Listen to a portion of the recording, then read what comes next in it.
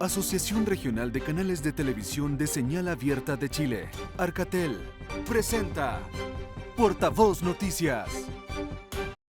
Hola amigos, ¿cómo están? Sean todos y todas muy bienvenidos a la entrevista del día domingo en Portavoz Noticias. Sin duda alguna, la situación epidemiológica en el país es tema de lo que será gran parte de la conversación, sobre todo de cara al periodo de invierno.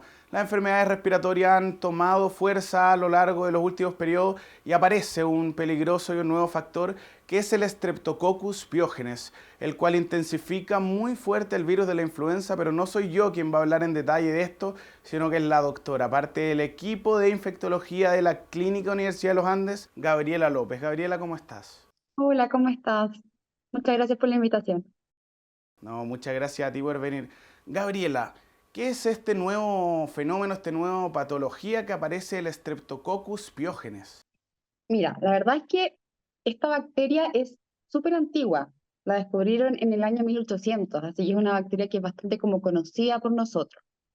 El tema es que por efecto post-pandemia, es lo que más creemos nosotros, ha habido un aumento de circulación viral y de circulación de bacterias en la comunidad. Asociado a esto, hace como un año más o menos, ya en Inglaterra empezaron a em, entablar ciertas asociaciones entre infecciones virales y bacterianas, y la que más predominaba por su gravedad era la infección por Streptopiógenes asociada a influenza.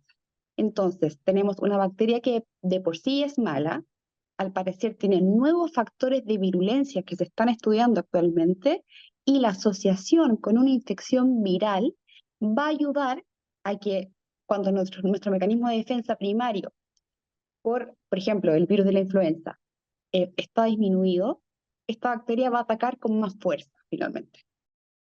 Perfecto. A fin de cuentas, entonces es una bacteria que lo que hace es trabajar de forma coordinada con los otros virus, no tiene un rol por sí solo, o también tiene su parte. No. La bacteria por sí sola tiene muchísimos factores de virulencia, entre citoquinas, opsonización, inhibe a veces hasta el sistema inmune y tiene una capacidad para romper tejidos. Entonces es una bacteria que en general es súper mala. El tema que se ha visto que la situación empeora con una coinfección viral. No se sabe muy bien por qué todavía.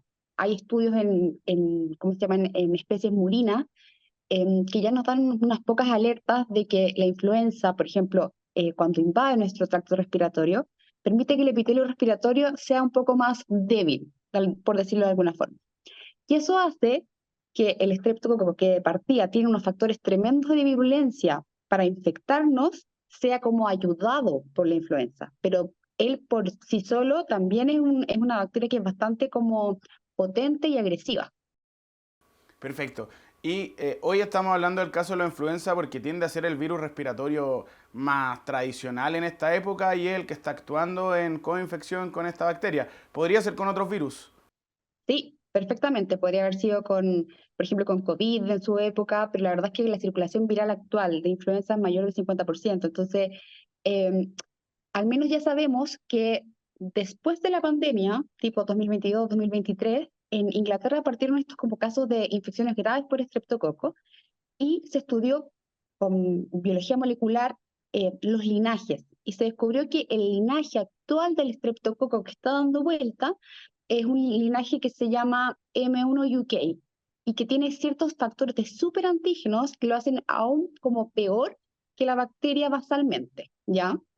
Y efectivamente, como tú bien dices, no solamente la influenza puede coinfectarse con esta bacteria, pueden ser también otros virus respiratorios, y además la influenza no solamente puede como trabajar en conjunto con esta bacteria, puede trabajar en conjunto con el neumococo, que es como el agente principal de la neumonía, con el Staphylococcus aureus, con también otras bacterias. Entonces, la verdad lo que hemos visto harto es streptopiógenes y la verdad por la gravedad que en general se dan estos dos grupos de riesgo que son niños menores de 10 años y en adultos mayores, pero cualquier bacteria podría incluso trabajar como en conjunto con la influenza para hacer una patología más grave. Perfecto. Ahora, qué bueno que tocamos el tema del segmento, sobre todo de los niños y los adultos mayores, porque estas últimas semanas esto ha sido bastante tema, se ha hablado mucho del alza de los casos de influenza y particularmente en la región del Ñuble se pudieron evidenciar que hubo 5 personas que fallecieron por influenza y que esta semana autoridades confirmaron que había presencia de este Streptococcus pyogenes también en estas personas. Sería bueno para la gente en las casas que está viendo esta entrevista saber diferenciar un poco qué síntomas se asocian netamente a la influenza y qué se podría producir al encontrar una influenza que está en coinfección con este estreptococo. Perfecto, mira, la verdad es que la influenza es un cuadro respiratorio bien típico, mucho dolor muscular, dolor de cabeza y fiebre. Es como este síndrome gripal más como común, podríamos decir.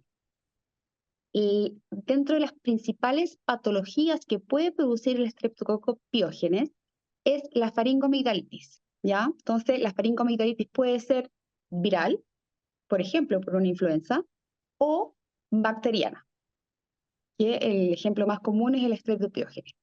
Entonces, la verdad es que clínicamente nosotros tenemos algunos signos para diferenciarlo, pero el mensaje para la comunidad es que si es que tienen síntomas, vayan al doctor y se tomen exámenes, que obviamente van a ser los exámenes de bacterias y los exámenes de virus, para poder identificar precozmente si estamos frente a una coinfección o no. Y así también tener más vigilados a estos pacientes para ver que no hagan otras manifestaciones clínicas de gravedad. El Streptopiógenes, como yo te digo, es antiguísimo, o sea, las faringitis o las faringoamigdalitis por estreptococo son súper comunes en los niños, hace millones de años. El tema como grave actualmente es que esta bacteria está adquiriendo nuevos como mecanismos de virulencia y esta asociación con esta circulación viral de la influenza que ha estado con una cantidad de casos que es casi el doble que el año pasado. Perfecto. Y los riesgos asociados, porque ya, ok, por un lado son los síntomas, pero bueno, ya vimos casos que terminaron de frentón en lo que vendría siendo muerte. ¿Qué tan importante es esta identificación precoz de la presencia del Streptococcus pyogenes y cómo finalmente con eso se puede atajar de cara a lo que puede ser ya escalar el rol infeccioso? Y la verdad es que lo que hay que tener como atención es que en general los primeros cuadros siempre van a ser como leves, faringoamigdalitis o cuadros que se llaman erisipela o celulitis, que son exantemas, o sea, que se te pinta la piel, ¿ya? Entonces, si tienes eso por ejemplo, en un niño menor de 10 años, es importante que uno lo lleve a evaluación médica, ¿ya? Cuando uno trata esto, la verdad es que el tratamiento de estas enfermedades más iniciales es súper efectivo. Con un día de tratamiento uno ya se considera que tampoco está transmitiendo la enfermedad. Eh, y además de prevenir como algo agudo, también prevé como complicaciones crónicas que tiene este estreptococo, como enfermedades del riñón, que se llama glomerulonefritis, o en fiebre reumática, que son las dos más como conocidas. Entonces, el tener un tratamiento antibiótico precoz nos ayuda a, ¿cómo se llama?, a disminuir la gravedad también de los síntomas. Ahora, hay personas que, específicamente estos grupos de riesgo, como los niños o los adultos mayores, que van a tener su inmunidad un poquito más débil que, por ejemplo, el adulto normal, por mecanismos de inmunosenescencia o porque los niños todavía no tienen completamente desarrollado su sistema inmune. Entonces, al tener una evaluación clínica de estos niños, uno puede ir evaluando cómo va evolucionando la enfermedad. La verdad, como te digo, los estreptococos son súper sensibles a los antibióticos y son súper efectivos, pero la evolución tardía puede provocar que se transforme en una infección que se llama invasora.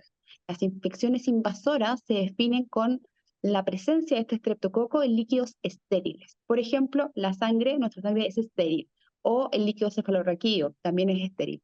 Y cuando pasa eso, el riesgo de la mortalidad aumenta muchísimo. Perfecto. O sea, a fin de cuentas se transforma en algo exponencialmente más peligroso que el virus en un inicio por sí solo. Claro, la bacteria por sí sola, exacto. Perfecto. O sea, claro, de la bacteria funcionando en conjunto entonces con este virus.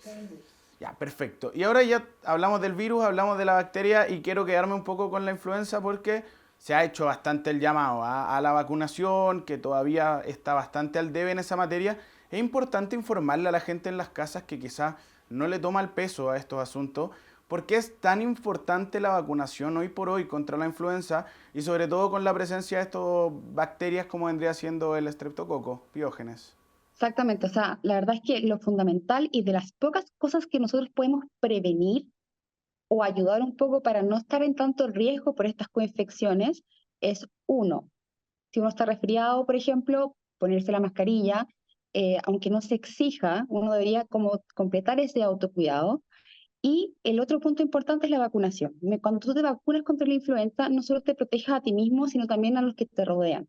Entonces, tenemos grupos objetivos que lamentablemente el porcentaje de vacunación está llegando al 85% solamente. O sea, nos quedan mucha gente de grupos de riesgo que no están siendo vacunadas por miedo o por diferentes situaciones. La verdad es que la vacuna de la influenza es una vacuna que es segura, ha estado con nosotros hace muchísimo tiempo. Y está demostrado que previene la enfermedad grave. Y si uno previene la enfermedad grave por influenza, tiene menos posibilidades de que esta coinfección con una bacteria sea peor para la persona. Entonces, el mensaje es que tienen que vacunarse todos, específicamente y gratuitamente los grupos de riesgo. Y si no eres un grupo de riesgo, también te aconsejo que si es que puedes comprar la vacuna, que lo hagas. Porque la verdad es que la protección que se ha visto con la vacuna es súper buena. La mayoría de las personas que finalmente han fallecido, muchas de ellas no estaban vacunadas contra la influenza. Entonces, tenemos ya como reportes de casos que efectivamente la vacuna de la influenza igual te da una protección especial. Entonces, el mensaje es que todo el que se pueda vacunar, que se vacune. Perfecto, y ahí entonces pasamos a otro margen totalmente distinto con la vacuna, que es no necesariamente los síntomas, lo que siente uno, sino que tal como mencionaba, doctora, la conciencia por la persona que está al lado. El año pasado estuvieron bastante saturados varios centros asistenciales en el país en el periodo crítico de invierno, y este año pareciera ser que este fenómeno se está adelantando un poquito más, ¿o no? Exactamente, o sea, la verdad es que comparado con el año pasado, la mayor cantidad de virus igual era influenza, pero fue en el periodo de finales de junio, julio. Ahora estamos viendo estos, ¿cómo se llama? Este incremento importante de casos ya desde finales de mayo. Entonces, uno que se está adelantando asociado a que más encima tenemos otros virus circulantes, porque está el adenovirus circulando, está el VRS circulando, pocos casos de COVID, algunos hay, pero poquitos, pero hay muchos virus circulando actualmente, siendo obviamente el más frecuente la influenza. Y asociado a esto tenemos estas bacterias que están como adquiriendo estos como nuevos superpoderes, que les digo yo, que están permitiendo que muchas personas tengan infecciones graves y que finalmente el sistema de salud se colapse. Perfecto. Doctora, ya vamos a entrar de lleno en eso, vamos a seguir profundizando un poco más, pero ahora nosotros nos vamos a un pequeño corte comercial aquí en Portavoz Noticias y ya seguimos hablando más de este importante tema con la doctora aquí en Portavoz Noticias.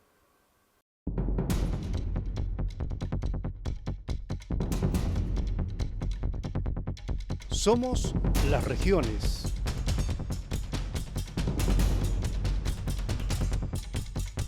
Somos las regiones.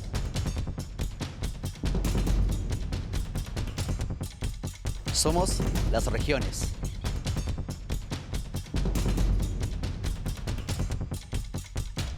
Somos las regiones.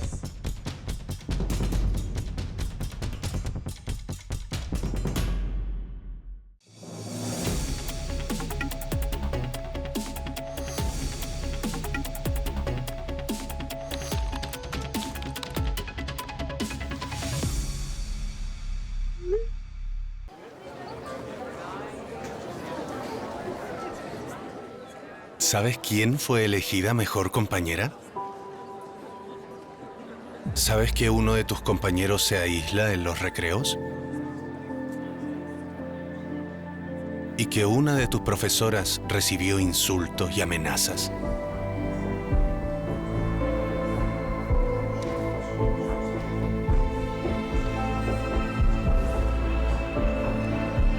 ¿Sabes lo que está pasando en tu comunidad educativa? Involúcrate. Participa. Conversemos. Ministerio de Educación. Gobierno de Chile.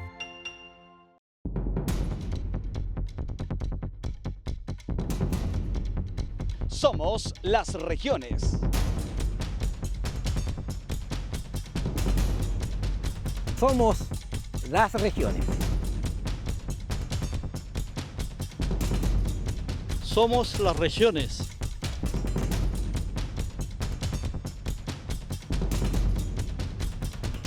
Somos las regiones. Somos las regiones.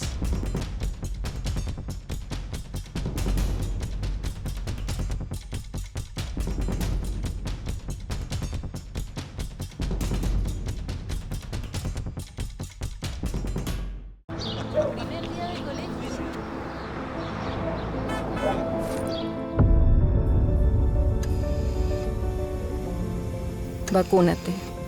No duele como no verlos crecer. No dejes que la influenza ni el COVID-19 te quiten la vida. Vacúnate. Preparémonos para el invierno. Ministerio de Salud. Gobierno de Chile. Chile avanza contigo. Y después de este pequeño corte comerciales, ya estamos de vuelta aquí hablando con la doctora respecto a este importante tema, ¿no? Al estreptococo, y puntualmente estamos hablando de cómo el servicio de salud, cómo las redes asistenciales finalmente terminan por saturarse por estas enfermedades, por no tomar las prevenciones, no tomar las vacunas. Doctora, ¿cómo podemos contrastar este año con el año anterior? Ya dijimos que hay un adelanto de esta carga respiratoria importante, pero ¿qué puede pasar con los centros asistenciales? O sea, la verdad es que, bueno, desde la experiencia del COVID, es muy difícil para todo el personal como clínico también sobreponerse a estas cosas, porque se está muriendo gente, entonces eso para nosotros también es súper fuerte. El mensaje, yo creo que para la población, es que finalmente todos tenemos como una meta de autocuidado, que incluye vacuna, que incluye aislarse cuando uno está enfermo, por ejemplo, no ir al gimnasio, que eso ha pasado mucho también. En los colegios también ser súper preventivos, y si los papás tienen la opción de tener al hijo en la casa mientras esté enfermo, que se haga así, porque finalmente la verdad es que la estimación no es muy positiva de los casos que se vienen. Ya que se adelantó, lo más probable es que tengamos un pic de casos mucho más precoz que el año pasado. Y además, ya se publicaron datos del Instituto de Salud Pública que, además de la influenza, el streptopiógenes, que en general teníamos aproximadamente como entre 100 y 200 casos previo a la pandemia bajó muchísimo. Ahora hemos tenido, el año pasado eran como 160 casos, por ejemplo, y ya a la fecha tenemos más de 200 casos de streptococo. Entonces, no solamente la circulación viral ha aumentado, la circulación de esta bacteria ha aumentado. Entonces, todo esto predispone a que finalmente el sistema de salud pueda colapsar. Entonces, la idea es que cada uno ponga su granito de arena para protegerse y tratar de evitar que haya, como se llama, un colapso de camas como lo vivimos con el COVID. Doctora, es importante empezar, por triste que suene, a acostumbrarse a la presencia ya de este estreptococo, sobre todo si es que en los últimos años se ha visto una diferencia tan importante respecto al año anterior en los casos que se presentan. Mira, esto es un fenómeno, la verdad es que todavía no está completamente dilucidado, porque no sabemos bien por qué después de la pandemia muchas bacterias o virus han adquirido nuevos mecanismos de patogenicidad. El estrepto va a ser el ejemplo, yo creo que insigne este año, con este factor de virulencia del linaje de UK. Y lo más probable es que otras bacterias también hagan nuevos mecanismos de resistencia antibiótica y de patogenicidad finalmente. Entonces, lo que nosotros tenemos que hacer como clínicos es hacer un diagnóstico precoz, un tratamiento también efectivo, y también desde el nivel más central, que es lo que se está haciendo ahora, el ISP está trabajando con la CDC en Estados Unidos para también hacer un estudio molecular del estrepto de acá, para ver si efectivamente es el mismo estrepto que está causando una mayor cantidad de infecciones en Inglaterra, y así trabajar en conjunto para tener mejores medidas de tratamiento y también de pesquisa precoz. Perfecto. Y de hecho, ahí es donde quería recalcar actualmente. Ya hablamos un poco de los riesgos, ya hablamos un poco de esta bacteria en sí, pero no hemos hablado de medidas, ni medidas de tratamiento, ni medidas de prevención. Vamos primero con las medidas de tratamiento para ir cerrando, después con las medidas de prevención. ¿Qué tratamiento hay cuando llega una persona con una influenza ya más desarrollada y se encuentra la presencia de este estreptococo en su organismo? La verdad es que la influenza, en la generalidad en personas inmunocompetentes, es de los pocos virus que tienen la alternativa de tener un antiviral propio, ¿ya? Entonces, cuando uno parte con los síntomas, es súper importante la pesquisa precoz para poder tener la alternativa de darlo. El oseltamivir o el Tamiflu, que es la marca más conocida, tiene una ventana para ser dado desde el inicio de los síntomas, las primeras 72 horas. Porque después de las 72 horas, la verdad es que no se ha demostrado mayor beneficio que no darlo. Con respecto al estreptococo, se trata con antibióticos. La verdad es que entre adultos y niños es un poco diferente. Yo me dedico más que nada a adultos. Pero tenemos dos alternativas que son muy simples. Alternativa 1 es la amoxicilina y la alternativa 2 es una inyección de penicilina intramuscular. Ahora, esto es en infecciones leves. En infecciones más severas, por ejemplo, una fasciitis necrotizante, que significa como que la bacteria prácticamente se come la piel, ¿ya? Y en general, o sea, es algo que clínicamente una persona en su casa no, o sea, no lo va a ver, si lo, va a estar en la clínica, eso no pasa como en general en las casas, ¿ya? Pero cuando tenemos infecciones graves, hay que ocupar una asociación de al menos dos antibióticos, uno que mate la bacteria y otro que mate o ayude a eliminación de las toxinas que produce esta bacteria. Entonces, esos tratamientos obviamente son endovenosos y son un poquito más complicados. Pero para una faringitis, por ejemplo, una dosis de penicilina intramuscular, estamos perfectos, ¿ya? Y siempre, siempre, siempre que sea con indicación médica, porque cuando uno se automedica, lo único que hace es hacer que las bacterias que están en nuestro cuerpo conozcan los antibióticos y digan, ah, este ya lo maté, entonces, este ya lo conozco, entonces nos hacemos resistentes. Y inclusive, esto es como bien terrorífico, pero se estima que para el año 2050 más gente se va a morir porque no va a haber un antibiótico que trate sus dolencias que de accidentes de auto. Entonces, el tema de la resistencia antimicrobiana también es algo relevante, quizás no específicamente para este patógeno, pero sí como para nuestra vida diaria. Importante entonces recalcar el no autorrecetarse y el siempre poder asistir a profesionales de la salud para realmente dar solución efectiva a los problemas. Exacto. Y con respecto a las medidas como de protección que podemos tener nosotros, siempre el manejo, por ejemplo, de la tos, nunca toser en la mano, puede ser como en el borde del codo o inclusive en un papel.